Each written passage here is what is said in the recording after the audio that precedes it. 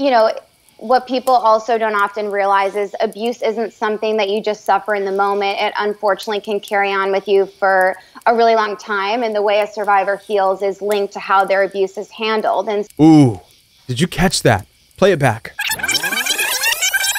And the way a survivor heals is linked to how their abuse is handled.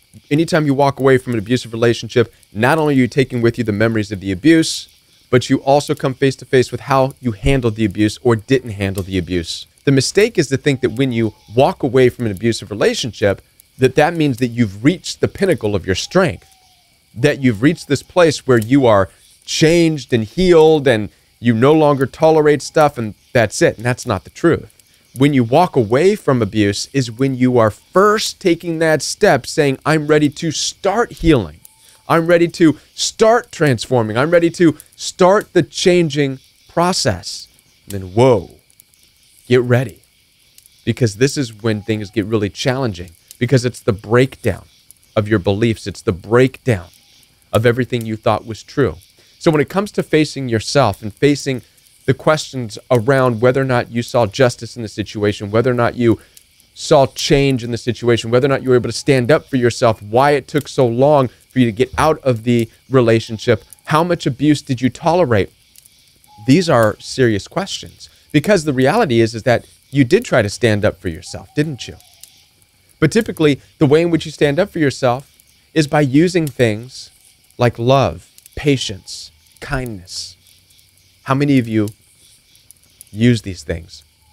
Now, these things are good things to have, and they'll get you far in life, but these are not weapons that you use in a battle.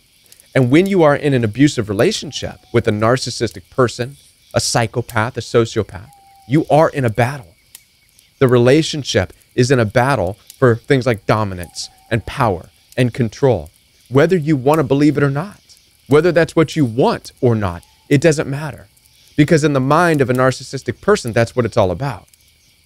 And when you're in this relationship, things like love and kindness and patience and tolerance doesn't work. And so now this challenges your understanding. Your understanding of love conquers all. No, it doesn't. Love never conquered bad people. Kindness never killed anything. If that were true, then the devil wouldn't exist because love would have wiped the devil out. But it didn't. And if the devil that we experience is manifested through other people, well, what does that change? What does that tell you about these other people? Your love can't cure them. Your kindness can't cure them. So part of the healing process is you now sharpening new weapons, keeping the things of love, keeping kindness, keeping your patience, keeping tolerance, but forming new weapons in your life to be able to deal with the reality that there is evil in the world, the reality that there are hateful people in the world, the reality that there are abusers in this world. With these people, your love is ineffective. All right. The second part of this is now looking at how others around you handle the abuse. Were they there for you? Did they stand up for you? Did they listen to you? Or did they shrug you off? Well, now you have to face and process the reality that the world by and large turns a blind eye to abuse. The world doesn't want to recognize abuse necessarily. Why is this? I don't have the answer. Whether or not you're a Christian or not, let's look at the character of Jesus. He was loving, kind, he healed, yet the world wanted to punish him. And they beat him. And they put him up on a cross. And not one person said, stop. Bring him down. Stop it. Not one. How sad is that? How sad is it that most Christian leaders praise the one person who helped carry the cross for him? But what is that?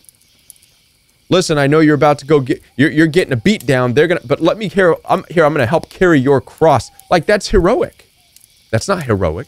Where were the people saying, stop it? They didn't exist. So this is a part of the world now that you have to accept.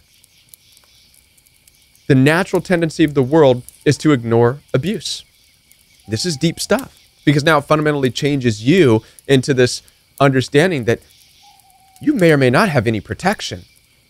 Nobody's going to look out for your best interest better than you are. This puts a heavy burden on you.